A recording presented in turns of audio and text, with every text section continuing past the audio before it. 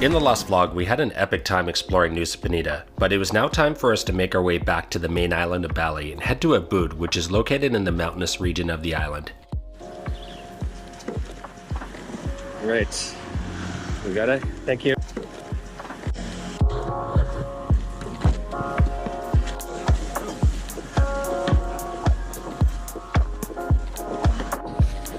Okay. Thank you. Yeah, thank you. Thank you. Yeah, slowly.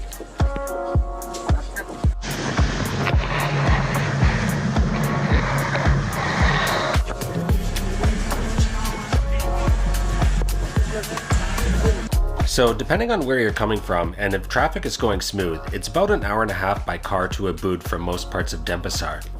UBUD is known for being the cultural heartland of Bali, as well as the beautiful nature that surrounds it. Because of that, it's also one of the most popular places to travel on the island and is home to countless rice fields, waterfalls, lush green nature, and many amazing places to eat.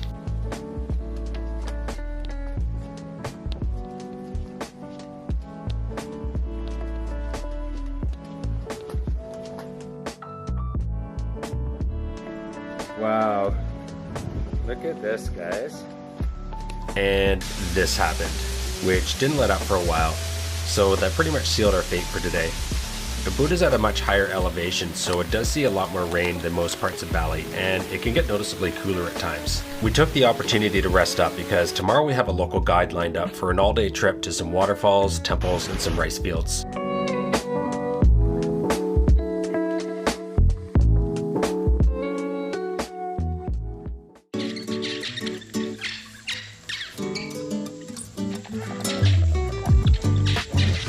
Good morning, guys. We are now about to meet our driver here, and we're about to head out on our trip. Hop on our ride there.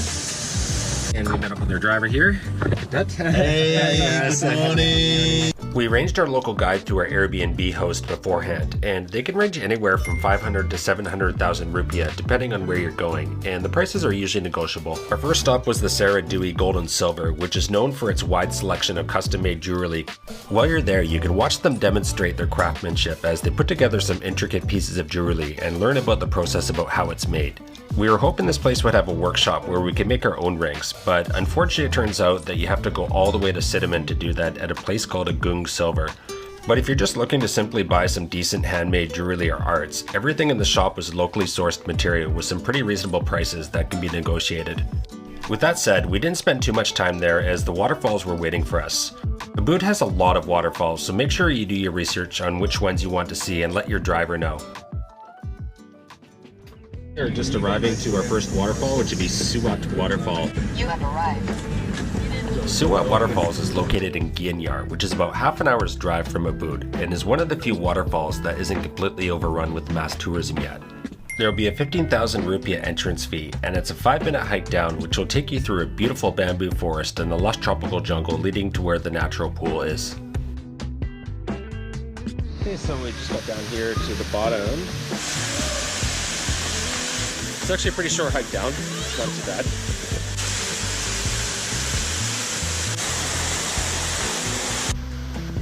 The pool is definitely swimmable, and behind the waterfall you can climb up to a cave with a small cliff that you can jump from.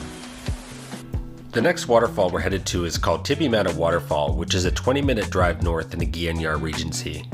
This waterfall is very picturesque with a curtain-like feature to it that looks like something out of a fairy tale and is very swimmable. When you get to the parking area, you'll need to pay a 15,000 rupiah entrance fee, and it's a 15-minute walk through some gorgeous rice fields leading into the jungle. And like most places in Bali, you'll have to deal with some stairs, which has pretty much become a ritual for us. Once you've reached the bottom of the valley, you'll be on the last stretch, which crosses some bridges. Just follow the water upstream until you see the basin getting filled with the beautiful Tibimana waterfall.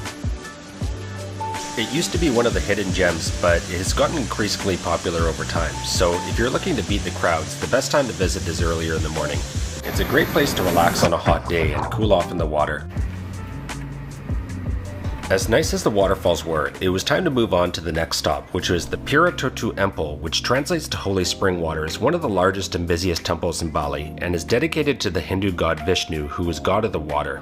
The temple was built in 926 AD on top of natural crystal clear springs that consist of holy purification pools, each containing several fountains, which is used by devoted locals and non-locals to bathe in it to purify their soul and wash away their sins.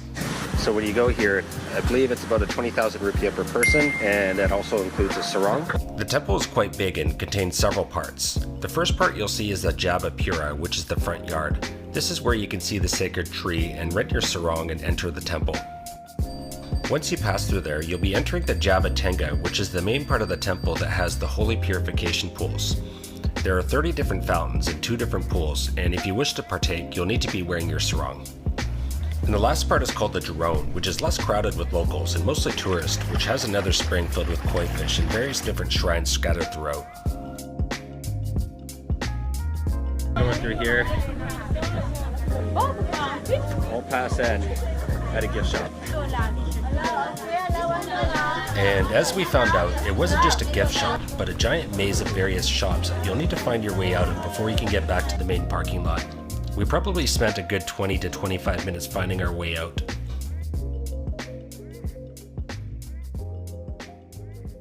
Once we finally escaped the labyrinth of shops, we made our way to the last stop of the trip, which was the iconic Tegalang Rice Terrace.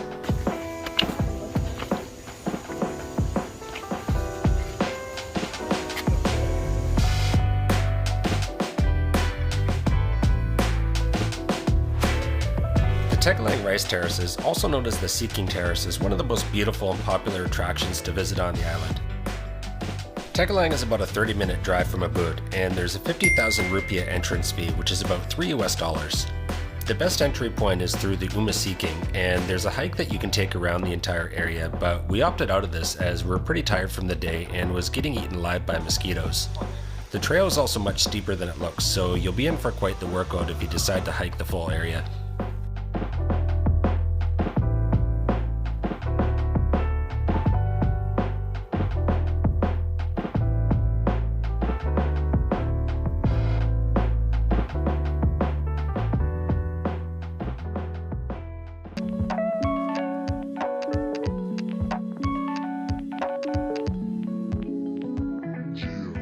The next day we set out to go whitewater rafting on the Ayun River.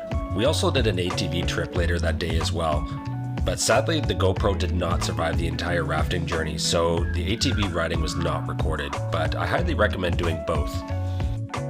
We'd arranged everything through our Airbnb host, who got us an amazing deal on the rafting and ATV package. You can do either or get it as a package deal, which usually gets you a better price. So definitely check in with your Airbnb host and compare prices with the tour operator, as your host can usually negotiate a much better deal than booking directly with the operator. Let's go. Do this.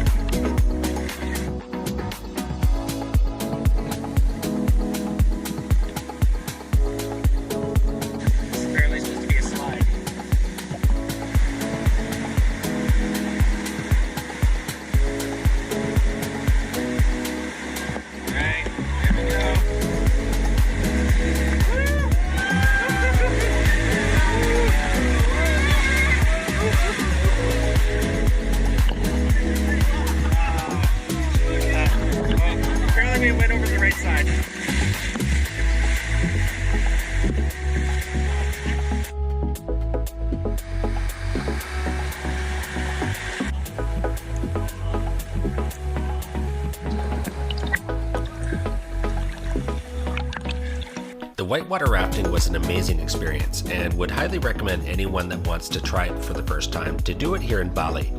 It wasn't as difficult as it looks, and the guides do an excellent job of looking after you. As much as I wanted to show the ATV riding, that is when I found out the GoPro had a serious leak, and unfortunately it fried. Thankfully the SD card was okay, and I had an Instago 2 as a backup at the villa. I hope you enjoyed this amazing journey through the beautiful landscapes and cultural treasures of Bali.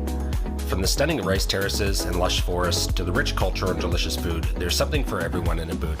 Stay tuned for the next one while we explore more of UBUD, and if you enjoyed the video, don't forget to hit that like and subscribe button below.